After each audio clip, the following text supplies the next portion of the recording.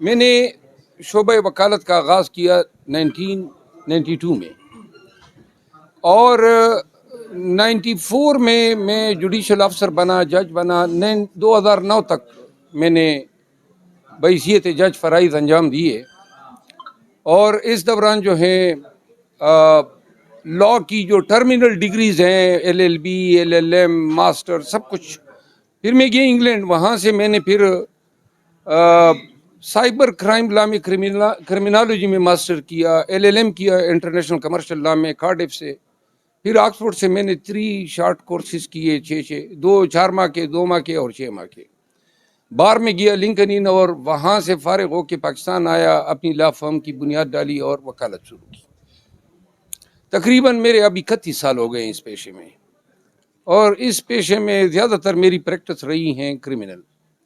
اور صرف یہ نہیں کہ میں کرمنل لاء میں، بلکہ جسٹس سسٹم میں یہ مجھے اعزاز سمجھے یا بدبختی سمجھے کہ میں اس میں ملزم بھی رہا ہوں، اس میں مستفید بھی رہا ہوں، اس میں مدعی بھی رہا ہوں، اس میں مدعلے بھی رہا ہوں، اس میں گواہ بھی رہا ہوں، اس میں وکیل بھی رہا ہوں، اس میں جج بھی رہا ہوں۔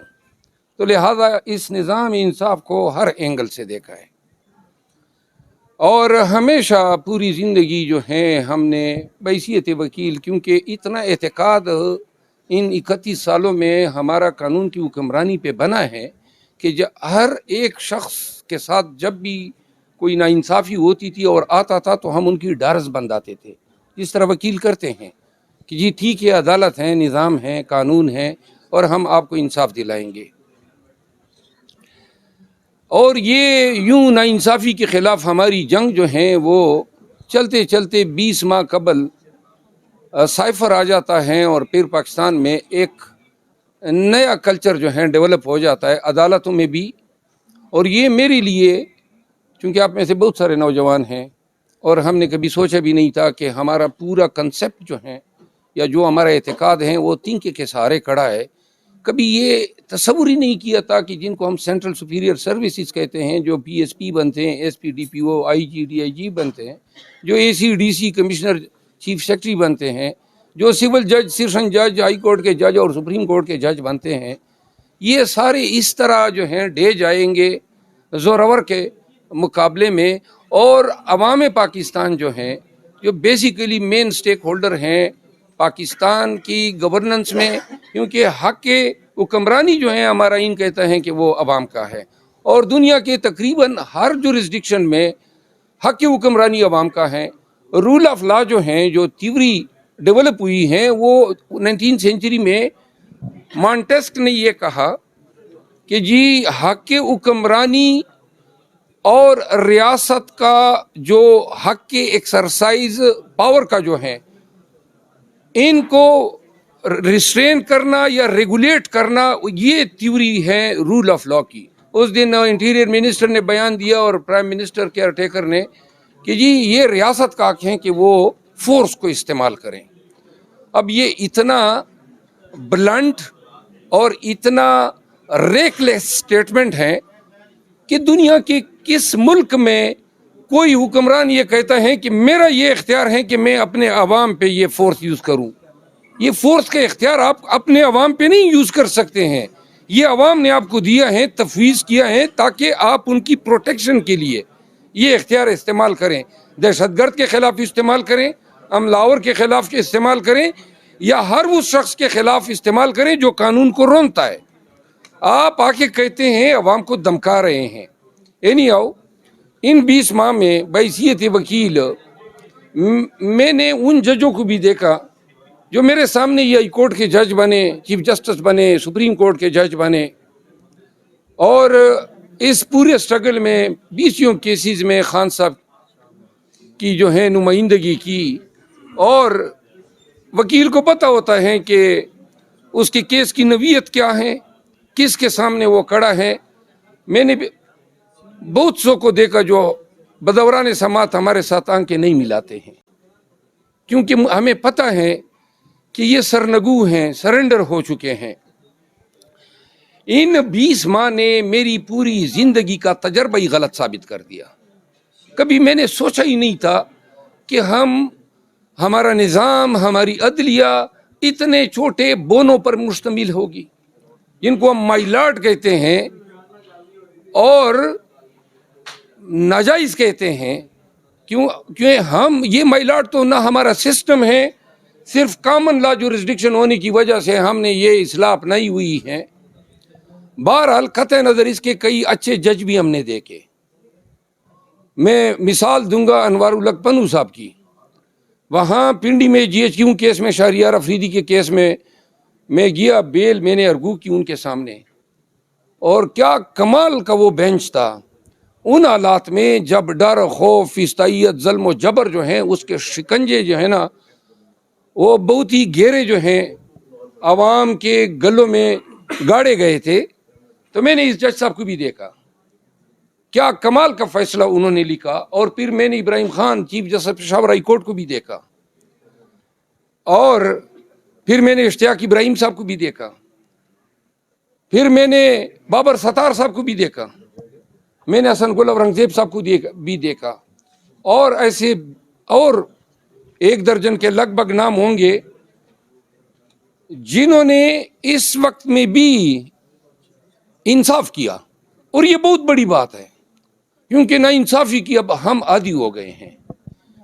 منصفوں سے ہمیں کوئی توقع ہی نہیں رہی ہے کہ یہ کوئی انصاف کرنے کی صلاحیت رکھتے ہیں. اور دکھ کی بات یہ ہے کل جب سپریم کورٹ کا فیصلہ آیا تو جو ہی کوئی میڈیا پرسن میرے ساتھ تھا. اب آپ یہ دیکھیں کہ ہم ایک ایسے نظام میں جی رہے ہیں جہاں سپریم کورٹ خود کہہ رہی ہے کہ یہ آپ کی جو عدلیہ ہیں وہ اس قابل نہیں ہے کہ ان لیٹیگیشن کو پریزائڈ اوور کر سکے. یعنی اپنی عدلیہ پہ عدم اعتماد ہیں کہ آپ کہتے ہیں کہ سویلین کے ٹرائل جو ہیں وہ ملٹری ٹریبیونل چلائیں. دنیا میں 2 ممالک ایسے ہیں جہاں یہ چیز رائج ہے، ایک ہے ایجپٹ، مصر، اور ایک ہے برما. اور ہم اب تیسرے بننے والے ہیں. آپ کو میں یاد دلا دوں، ملٹری کورٹس آئے 2014 میں جب 21ویں آئینی ترمیم آئی، اور اس میں بھی لیجسلیچر نے کانسٹیٹیوشنل امینڈمنٹ درکار تھی، کیونکہ آرٹیکل 8 جب تک ہوتا ہے آئین میں تو آپ کسی کے فنڈامنٹل رائٹس کو ایبریج نہیں کر سکتے ہیں. اس میں سن سیٹ کلاس تھا 2 سال کا، 2017 جنوری میں ایکسپائر ہوئی، وہ اپنی موت آپ مر گئی. اب ان حالات کے لیے انہوں نے سب آرڈینیٹ لا میں لیجسلیشن کر دی پی ڈی ایم کی حکومت نے، اور انہوں نے کہا 1D کو ہم امینڈ کرتے ہیں. پھر انہوں نے جو صدر صاحب گئے تھے حج پہ تو پیچھے سے انہوں نے 1923 کا جو آفیشیل سیکرٹ ایکٹ ہے اس کو امینڈ کر دیا کہ جی کسی کے گھر میں یہ گھس سکتے ہیں بغیر وارنٹ کے. اب آپ کے آئین، اب ہم سب وکلا ہیں، آرٹیکل 4 کہتا ہے کہ آپ کے ساتھ ٹریٹمنٹ قانون کے مطابق ہونی ہے. آئین کے فنڈامنٹل رائٹس، میری ڈگنیٹی، میری آزادی، چادر چار دیواری کا تحفظ، میری آزادی اظہار رائے، یہی تو بنیادی حقوق ہیں، اور یہ دنیا کا ہر آئین دیتا ہے. اور یہ ذمہ داری آئین نے ہائی کورٹس پہ ڈالی ہے کہ 199 کے تحت آپ پروٹیکٹ کریں پاکستانیوں کو. پہلی دفعہ اتنے مارشل لا گزرے، پہلی دفعہ پاکستانیوں کو صحیح معنوں میں پروٹیکشن کی ضرورت پیش آئی. اور جب پیش آئی تو ہم نے دیکھا کہ جناب سرنڈرڈ جوڈیشری تھی. میں آپ کو ایک چھوٹی سی مثال دوں. خان صاحب نے کہا کہ جی پشاور میں جلسہ کریں. میں نے عفظ ما تقدم کے طور پہ ایک پٹیشن دائر کر دی پشاور ہائی کورٹ میں، اور میں ساتھ میں ڈی سی کو ہم نے درخواست دی ہوئی تھی. وہاں ڈی سی نے جو ہے کہا مجھے دوسری درخواست ہو. ہم نے ہائی کورٹ کے کہنے پہ دوسری درخواست دی، ڈی سی نے رد کر دی. اور رد اس بنیاد پہ کی کیونکہ میں اس میں پٹیشنر تھا کہ جی میں نے ایفیڈیوٹ نہیں دیا ہے، جو کوئی ریکوائرمنٹ ہی نہیں تھی. میں نے وہ ریکوائرمنٹ پوری کر دی. ہائی کورٹ نے کہا نہیں آپ اپیل میں جائیں. تو میں اپیل میں چلا گیا. وہاں وہ ایس او پی کے تھے، اپیل کی ریمیڈی کمشنر کے پاس تھی. وہ اپیل میں کمشنر کے پاس گئے تو کمشنر نے کہا کہ بس آپ نے یہ تقاضے پورے کر دیے، میں واپس ڈی سی کے پاس بھیجتا ہوں. تو میں ہائی کورٹ آیا کہ جی یہ کیا باسکٹ بال بنائی ہوئی ہے، گیند اس کے پاس، گیند اس کے پاس. تو آگے سے ہائی کورٹ مجھے کیا کہتی ہیں کہ جی اب تو آپ کی یہ ریٹ انفرکچوس ہوگی، نئے آرڈر ہو گیا، دوبارہ چیلنج کرو۔ یہ انصاف ہے؟ مطلب یہ بھی سوچتے ہوں گے کانسٹیٹیوشنل پوزیشن پہ آپ بیٹھے ہیں، اور یہ 3 MP کے میں آپ کو بتا نہیں سکتا ہوں کہ کس طرح ہم نے انصاف کو ریزہ ریزہ ہوتے دیکھا، اور منصفوں کے ہاتھ، اور سول جج کرے تو خیر ہے، سیشن جج کرے تو ہم تو کہتے ہیں کہ چلیں جی ان کا آغاز ہے، لیکن ہائی کورٹ کا جج کس طرح نا انصافی کا مرتکب ہو سکتا ہے؟ آپ نے تو حلف اٹھایا ہوا ہے۔ اینی ہاؤ، پاکستان کی لیگل کمیونٹی کے لیے اس سے بدتر کوئی حالات نہیں ہو سکتے ہیں جو آج نافذ العمل ہیں۔